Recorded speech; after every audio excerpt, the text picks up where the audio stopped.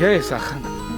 دا کوی به کله را رسي زما خو دې دا خپې معاملې یاره استاد بس ته کمزوره شوه که نه او دا خبره منم حکومت هسې ریټایر کړی نه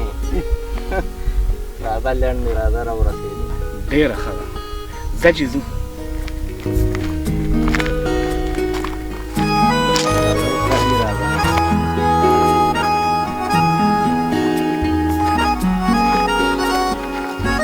غلی مهرباني وکړې زه راورسېدم خپې مې ماتې شو خپې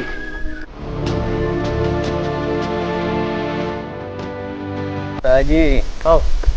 دا دی رسیدې وګوره دا رسیدې دی وی ته خو راورسېدو خو دا د خدای رالې به چې د خپو نه دې خلاص کړو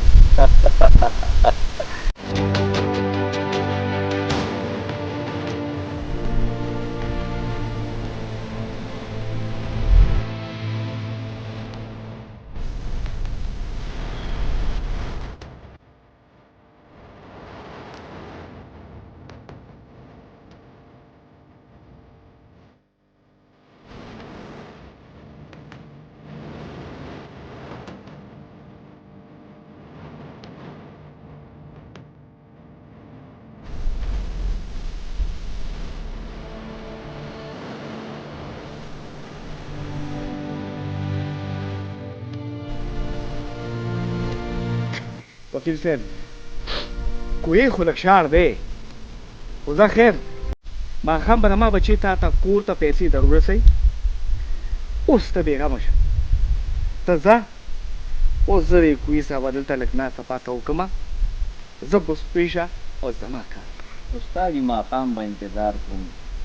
بل- مال او خپل شی ملو شي بلکل به ملوي هېڅ غم ونه استاد زه لاړم ځه الله په امان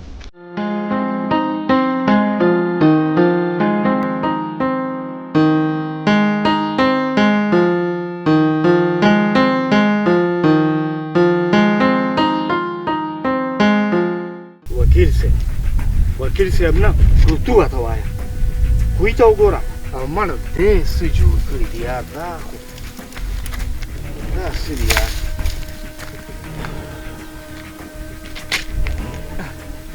دا به ترې راکاږم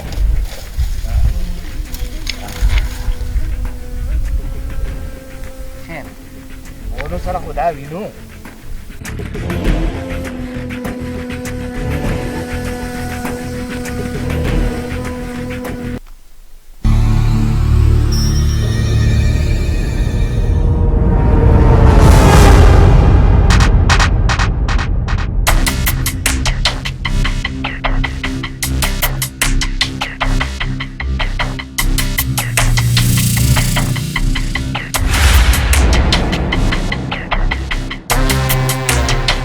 استاد خو راله څه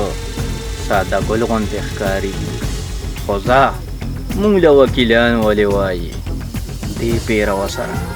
څه نوی ګیم کوو